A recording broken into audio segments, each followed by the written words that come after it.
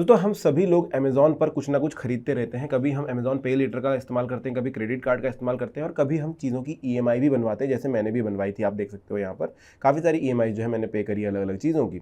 अब बहुत सारे लोगों को एक क्वेश्चन होता है कि भाई अगर ईएमआई चूक गई तो मैं क्या कर पाऊंगा या क्या होगा उस चीज़ का। मैंने फ़ोन खरीदा, अगले महीने ईएमआई नहीं दे पाया तो क्या होगा उस चीज़ का। तो यार दो जवाब है मेरे पास यहाँ पर। पहला तो आपको ये देखना है कि आपने किस चीज़ से जो है लोन लिया था। क्या आपने अमेज़ॉन पे लेटर इस्तेमाल किया था या फिर आपने क्रेडिट कार्ड इस्तेमाल किया था। दोनों ही अलग अलग चीज़ें हैं, दोनों को मैं इस वीडियो में समझा दूंगा। तो सबसे पहले हम पे लेटर की बात करते हैं। देखो, जब भी कोई चीज़ लेने के लिए जाते हो, मान के चलो कोई भी मैं फ़ोन लेने जा रहा हूँ या कोई भी चीज़ एक लेने जाता हूँ, कोई भी चीज़ बड़ी सी ले लेता हूँ मैं और यहाँ पर ईएमआई ऑप्शंस देख लेता हूँ। देखिए, तो यहाँ पर मेरे को दो ऑप्शन मिल रहे हैं भाई।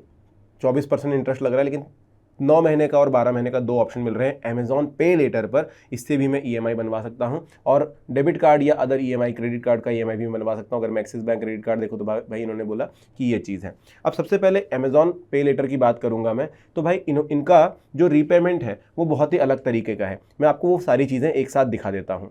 सबसे पहले तो आपको ये समझना होगा कि आपको रीपेमेंट कब करना है। आपने किसी भी चीज़ को खरीदा है या फिर आपने उसकी ईएमआई बनवाई है, तो इन्होंने बोला है भाई साफ साफ, तो आपको देखना है कि आपका जो लोन पार्टनर है वो कौन है। दो तरीके से होते हैं, एक एक्सीओ होता है और दूसरा होता है आईडीएफसी। अगर आपका एक्सीओ है तो आपको बता देता हूं कि भाई 1 तारीख से 30 तारीख का पूरा बिल बनता है और अगले महीने की 5 तारीख तक देना होता है।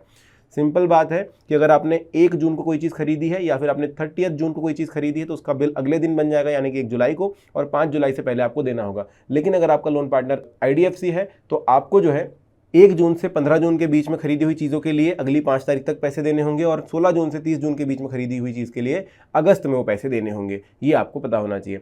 अब अगर वो पैसे देने में आप नाकाम हो जाते हैं या फिर आपने ऑटो पेमेंट डाला हुआ है, बैंक में पैसा नहीं था, या फिर आप किसी भी प्रकार से पैसे नहीं दे पाए हैं, तो बहुत ही सिंपल उसका है कि इन्होंने बोला भाई हम जो है आपके ऊपर चार्जेस लगाएंगे। कितने लगाएंगे? अगर आपका जो पे लेटर का जो अमाउंट था वो 200 रुपये से कम था तो आपके ऊपर कोई चार्जेस नहीं लगाएंगे। आप 7 तारीख तक, देखिए 5 तारीख तक का बिलिंग होता है, 7 तारीख तक वो पैसे पे कर सकते हो। अगर 200 रुपये से 1000 रुपये तक की चीज़ थी तो आपके ऊपर 125 रुपये लगा दिए जाएंगे लेट पेमेंट फ़ी। मतलब 201 रुपये की चीज़ है तो आपको 326 रुपये पे करने पड़ेंगे। अगर 1000 रुपये से 2500 रुपये तक की चीज़ है तो 300 रुपये लगेंगे। 2500 से 5000 तक की तो 350 रुपये लगेंगे। अगर वो चीज़ 10,000 से 5 से 10,000 की तो 450, 10 से 20,000 है तो 800 और 20,000 से ऊपर की चीज़ है तो 1000 रुपये आपके ऊपर लेट पेमेंट फ़ी लगा दी जाएगी।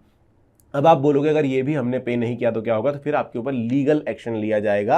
आपका जो अमेज़ॉन पे लेटर का अकाउंट है वो सस्पेंड कर दिया जाएगा और आपके ऊपर लीगल एक्शन लिया जाएगा, जो भी वो करना है। अब आप ये भी समझिए कि लोन पार्टनर का मतलब होता है आपको लोन दिया गया है वो आपको पटाना पड़ेगा। सेम चीज़ ईएमआई पर भी कैलकुलेट होगी। अब अगर आपने कोई 10,000 की चीज़ ली है, 10 महीने की ईएमआई करवाई है, 1000 रुपये पर मंथ देना है, तो 1000 रुपये के हिसाब से आपके ऊपर यहाँ पर बिलिंग की जाएगी कि भाई 125 रुपये आपके ऊपर लेट पेमेंट फ़ी लगा दी जाएगी।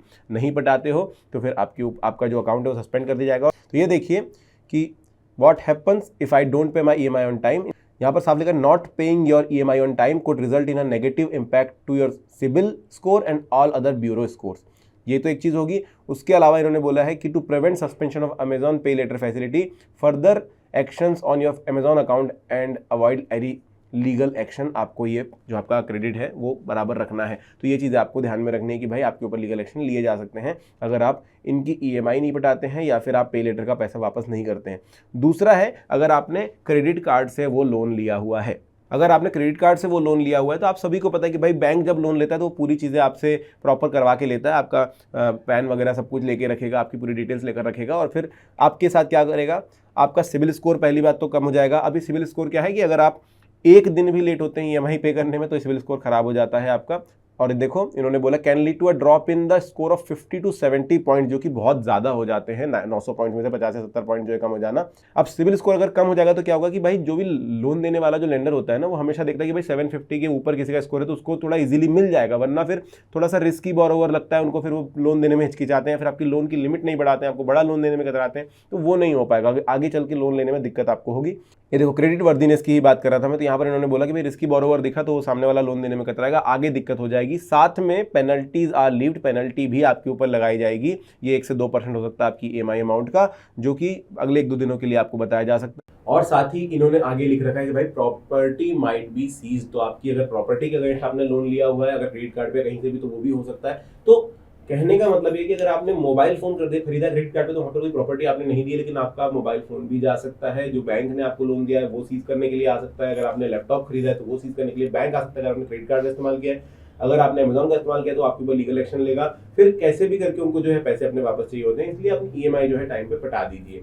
तो आई होप आपको ये सब कुछ समझ आ गया होगा कि भाई किस तरीके से ईएमआई वर्क करेगी। एक भी महीने की ईएमआई आप नहीं छोड़ सकते हैं। इसके अलावा कोई क्वेश्चन आपके मन में तो कमेंट सेक्शन में लिख देना। वीडियो कैसा लगा जरूर बताना। Thank you.